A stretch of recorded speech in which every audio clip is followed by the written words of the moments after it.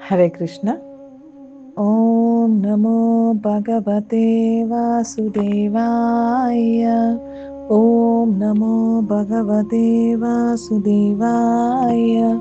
ಓಂ ನಮೋ ಭಗವತೆ ವಾಸುದೇವಾಯ. ಪದ್ಮಪುರಾಣದಿಂದ ಪುರುಷೋತ್ತಮ ಮಹಾತ್ಮೆ ಅಧ್ಯಾಯ 9, ದೃಢಧನ್ವನ ರಾಜ್ಯದ ವರ್ಣನೆ. ಈ ಅಧ್ಯಾಯದಲ್ಲಿ ಒಂದು ರಾಜ್ಯ ಹೆಂಗಿರಬೇಕು, ದೇಶ ಹೆಂಗಿರಬೇಕು, ಒಬ್ಬ ರಾಜನಾಗಿ ತನ್ನ ಪ್ರಜೆಗಳನ್ನ ಹೆಂಗೆ ನೋಡ್ಕೋಬೇಕು ಅನ್ನೋದನ್ನ ನಾವು ನೋಡ್ತೀವಿ. ಸೊ ಇಲ್ಲಿ ಸೂತರು ಹೇಳ್ತಾರೆ, ಸೂತ ಉವಾಚ ದೃಢಧನ್ವ ಗುಣೈಯುಕ್ತ ಶಾಂತೋ ದಾಂತೋ ಜಿತೇಂದ್ರಿಯ ಪುಷ್ಕರಾವರ್ಕತಂ ನಾಮಂ ನಾಗರಂ ತಸ್ಯ ಧೀಮತಃ. ಓಕೆ, ಈ ರಾಜ ಅನೇಕ ಗುಣಗಳನ್ನು ಹೊಂದಿದ್ದ.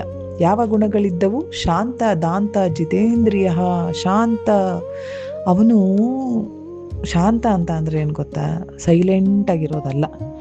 ಏನು ಮಾತಾಡ್ತಾ ಇಲ್ಲಪ್ಪ, ಸೀರಿಯಸ್ ಆಗಿ ಕೂತಿರೋದು, ಮುಖ ಗಂಟು ಸೈಲೆಂಟ್ ಆಗಿರೋದಲ್ಲ. ಶಾಂತ ಅಂತ ಅಂದ್ರೆ ಯಾರ ಇಂದ್ರಿಯದ ಉದ್ವೇಗ ಪೂರ್ಣ ರೂಪದಲ್ಲಿ ಶಾಂತಗೊಂಡಿರ್ತಾವಲ್ಲ ಅವರಿಗೆ ಶಾಂತ ಅಂತ ಹೇಳ್ತಾರೆ. ಓಕೆ, ದಾಂತ ಅಂತ ಅಂದ್ರೆ ಇಂದ್ರಿಯಗಳನ್ನ ಪೂರ್ಣ ರೂಪದಲ್ಲಿ ಕಂಟ್ರೋಲ್ ಮಾಡಿಕೊಂಡಿರುವಂಥವನು. ಸೊ ಅದಕ್ಕೆ ಅವರಿಗೆ ಜಿತೇಂದ್ರಿಯ ಅಂತ ಹೇಳ್ತಾರೆ. ಯಾರು ಇಂದ್ರಿಯಗಳನ್ನ ಗೆದ್ದಿದ್ದಾರೆ ಅವನಿಗೆ ಜಿತೇಂದ್ರ ಅಂತ ಹೇಳ್ತಾರೆ. ಯಾರನ್ನ ಈ ಇಂದ್ರಿಯಗಳೇ ಗೆದ್ದಿದ್ದಾವೆ ಅವನಿಗೆ ಇಂದ್ರಜಿತ್ ಅಂತ ಹೇಳ್ತಾರೆ.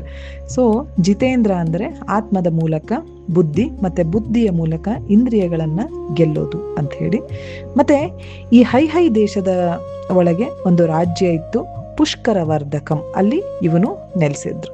ಓಕೆ, ಪುಷ್ಕರ ವರ್ಧಕಂ ಅಲ್ಲಿ ಇವನು, ಈ ರಾಜ ಇರ್ತಿದ್ದ.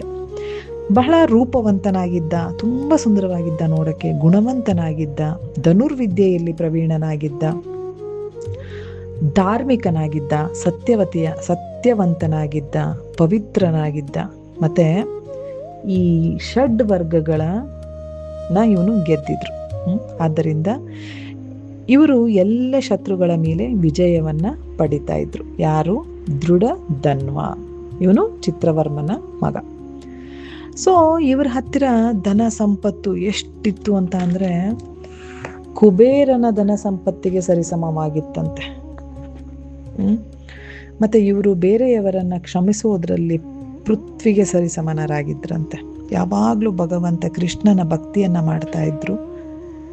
ಗಂಭೀರತೆಯಲ್ಲಿ ಸಮುದ್ರಕ್ಕೆ ಇವರನ್ನ ಕಂಪೇರ್ ಮಾಡ್ತಾ ಇದ್ರು. ಅಷ್ಟು ಸಮುದ್ರದ ಸರಿಸಮನರಾಗಿದ್ರು. ಯಾವಾಗ್ಲಾದ್ರೂ ಅಕಸ್ಮಾತ್ ಸಿಟ್ಟು ಬಂದ್ರೆ ಯಮರಾಜನ ಹಾಗೆ ಕ್ರೋಧವನ್ನ ಮಾಡ್ಕೋತಾ ಇದ್ರು. ಅಂದ್ರೆ ಇವರ ಕ್ರೋಧ ಧರ್ಮಯುಕ್ತವಾಗಿರ್ತಾ ಇತ್ತು. ಓಕೆ, ಹೇಳ್ತಾರೆ, ಕ್ಷಮತೆಯಲ್ಲಿ ಭೀಷ್ಮರ ತರಹ ಇದ್ರು, ತೇಜಸ್ಸಿನಲ್ಲಿ ಅಗ್ನಿಗೆ ಸಮರಾಗಿದ್ರು, ಸ್ಥಿರತೆಯಲ್ಲಿ ಪರ್ವತಕ್ಕೆ ಸಮನಾಗಿದ್ರು, ಧೈರ್ಯದಲ್ಲಿ ಹಿಮಾಲಯಕ್ಕೆ ಸಮನಾಗಿದ್ರು, ಮತ್ತೆ ಶೂರತೆಯಲ್ಲಿ ಕೌಶಿಕಂಗೆ ಸಮನಾಗಿದ್ರು. ಮನಸ್ಸಲ್ಲಿ ಏನೇ ಸಂಕಲ್ಪ ಮಾಡಿದ್ರು ಈ ರಾಜ, ಅವರು ಅದರಲ್ಲಿ ದೃಢವಾಗಿ ನಿಲ್ತಾ ಇದ್ರಂತೆ. ಹೆಂಗೆ ಅಂತ ಅಂದ್ರೆ ಮೇರು ಪರ್ವತದ ಹಾಗೆ ದೃಢವಾಗಿ ನಿಲ್ತಾ ಇದ್ರು. ಅದನ್ನ ಮಾಡಬೇಕು ಅಂತ ಅಂದ್ರೆ ಮಾಡಿಯೇ ಅವರು ತೀರ್ತಾ ಇದ್ರಂತೆ. ಕೆಲವೊಮ್ಮೆ ಈ ರಾಜ ಉಪದೇಶವನ್ನ ನೀಡ್ತಾ ಇದ್ರಂತೆ ತನ್ನ ಪ್ರಜೆಗಳಿಗೆ. ಅದರಲ್ಲಿ ಇವರು ಬೃಹಸ್ಪತಿಯ ಸಮನಾಗಿದ್ದಂಥವರು. ಸುಂದರತೆಯಲ್ಲಿ ಸಾಕ್ಷಾತ್ ಕಾಮದೇವ ಅಂತ ಹೇಳಿ ಅನ್ನಿಸ್ತಾ ಇದ್ರಂತೆ. ಇವರು ಏಕಪತ್ನಿ ವ್ರತಧರಃ. ಭಗವಂತ ರಾಮನ ಹಾಗೆ ತ್ರಿಲೋಕಿಗೆ ಅಭಯ ಕೊಡೋದು ಅದರಲ್ಲಿ ಸಮರ್ಥನಾಗಿದ್ರು. ಅಂದ್ರೆ ಇವನು ಒಬ್ಬ ಪತಿ ವ್ರತಸ್ಥ, ಏಕಪತ್ನಿ ವ್ರತಸ್ಥನಾಗಿದ್ರು. ಸತ್ಯದಲ್ಲಿ ತಮ್ಮ ಜೀವನವನ್ನ ನಡೆಸ್ತಾ ಹರಿಶ್ಚಂದ್ರನ ಹಾಗೆ ಇದ್ರು. ಈ ದೃಢಧನ್ವನಿಗೆ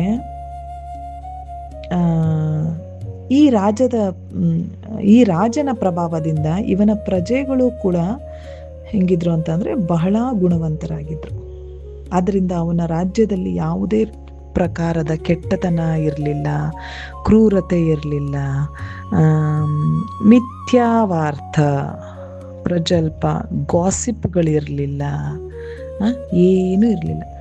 ಆ್ಯಕ್ಚುಲಿ ಹೇಳ್ತಾರೆ, ನಾವು ನಮ್ಮ ವಾಣಿಯಿಂದ ಭಗವಂತನನ್ನ ವಶಪಡಿಸ್ಕೊಳ್ಬೋದಂತೆ.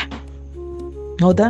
ನಮ್ಮ ಮಾತಿನಿಂದ ನಾವು ಭಗವಂತನನ್ನ ಸ್ತುತಿಗಳಿಂದ, ಭಗವಂತನ ಬಗ್ಗೆ ಮಾತಾಡೋದ್ರಿಂದ, ಅವನಿಗೆ ಸ್ತುತಿಯನ್ನ ಮಾಡೋದ್ರಿಂದ ನಾವು ಭಗವಂತನನ್ನ ಒಲಿಸ್ಕೋಬಹುದು. ಅಂತಹ ವಾಣಿಯನ್ನ ನಾವು ವ್ಯರ್ಥವಾಗಿ ಹಾಳು ಮಾಡಬಾರ್ದಂತ. ನಮ್ಮ ಈ ವ್ಯರ್ಥ ಮಾತು ಹೆಂಗೆ ಅಂತ ಅಂದ್ರೆ, ಕಾಲಕ್ಕೆ ಆಮಂತ್ರಣ ಕೊಟ್ಟಂತೆ. ನಮ್ಮ ಕಾಲವನ್ನ ನಾವೇ ಹತ್ರ ಬರೋ ಹಾಗೆ ಮಾಡ್ಬಿಡ್ತೀವಂತೆ. ಯಾವುದರಿಂದ? ನಮ್ಮ ವ್ಯರ್ಥ ಮಾತುಗಳಿಂದ.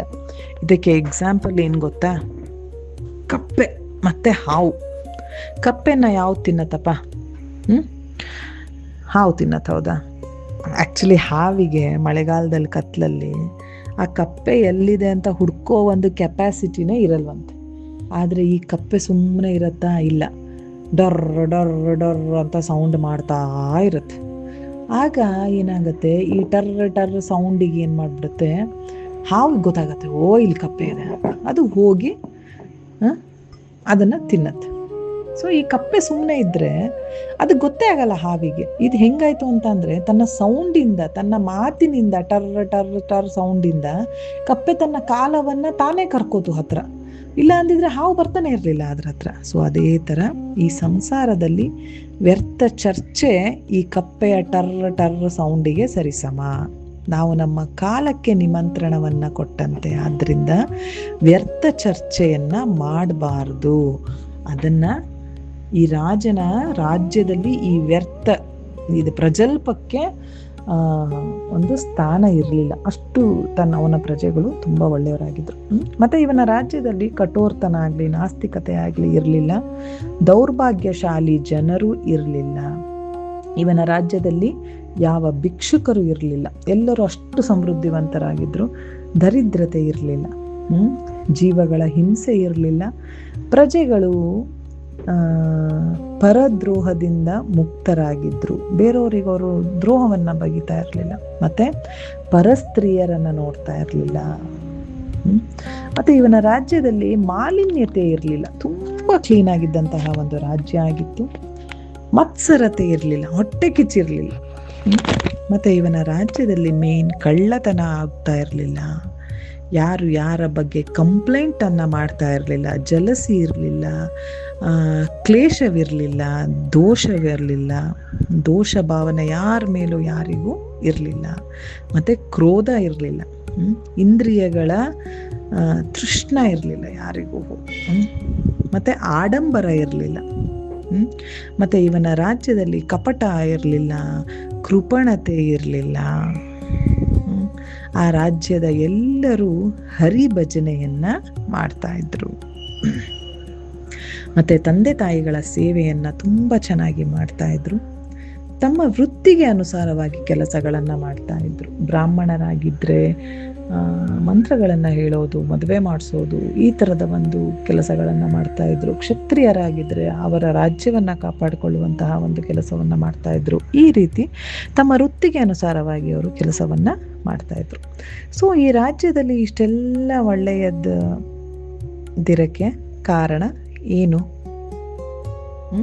ಸೊ ಅದನ್ನು ಸೂತಜಿ ಒಂದು ಶ್ಲೋಕದಲ್ಲಿ ಹೇಳ್ತಾರೆ, ಮಹಾತ್ ಸುಖಂ ತಸ್ಯ ರಾಷ್ಟ್ರೇ ಹರಿಭಕ್ತಿ ಯುತೇಶುಬೆ ಹರಿಭಕ್ತಿ ಯುತಾನೇವ ದೀನಾನ್ಯಾಂತಿ ಯಾಂತಿ ಚ. ಈ ರಾಜನ ರಾಜ್ಯದಲ್ಲಿ ಮಹಾನ್ ಸುಖವಾಗಿತ್ತು.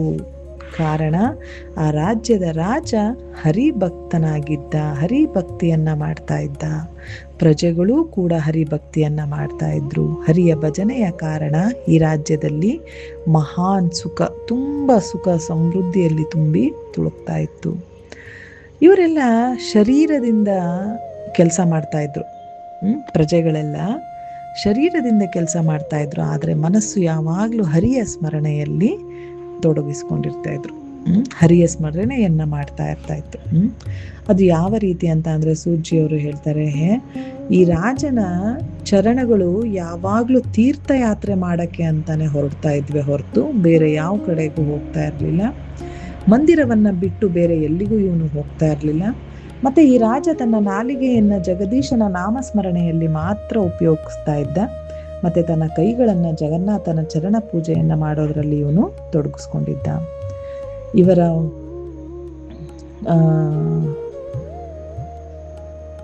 ಇವರ ಮಸ್ತಕ ಭಗವಂತನಲ್ಲಿ ಶುದ್ಧ ಅಂದ್ರೆ ಇವರ ತಲೆ ಏನಿತ್ತು, ಭಗವಂತನಲ್ಲಿ ಯಾರು ಶುದ್ಧ ಭಕ್ತಿಯನ್ನ ಮಾಡ್ತಾ ಇದ್ರಲ್ಲ, ಅವ್ರು ಯಾರಾದ್ರೂ ಶುದ್ಧ ಭಕ್ತರು ಎದುರಿಗೆ ಬಂದ್ರೆ ಮಾತ್ರ ಇವರು ತಲೆಯನ್ನ ಬಾಗಿಸಿ ಅವರಿಗೆ ನಮಸ್ಕಾರವನ್ನ ಮಾಡ್ತಾ ಇದ್ರು. ಮತ್ತೆ ತಮ್ಮ ಕಿವಿಗಳಿಂದ ಯಾವಾಗಲೂ ಭಗವಂತನ ಕಥೆಗಳನ್ನ ಕೇಳ್ತಾ ಇದ್ರು. ಮತ್ತೆ ತಮ್ಮ ಕಣ್ಣುಗಳಿಂದ ಕೇವಲ ಭಗವಂತನ ದರ್ಶನಕ್ಕೆ ಮೀಸಲಿಟ್ಟಿದ್ರು. ಸೊ ಇಷ್ಟೆಲ್ಲ ಸರಿ ಇರ್ಬೇಕಾದ್ರೆ ಆ ರಾಜ್ಯದಲ್ಲಿ ಏನಾಯ್ತು ಅಂತ ಅಂದ್ರೆ ಒಂದು ಘಟನೆ ನಡೆಯುತ್ತೆ.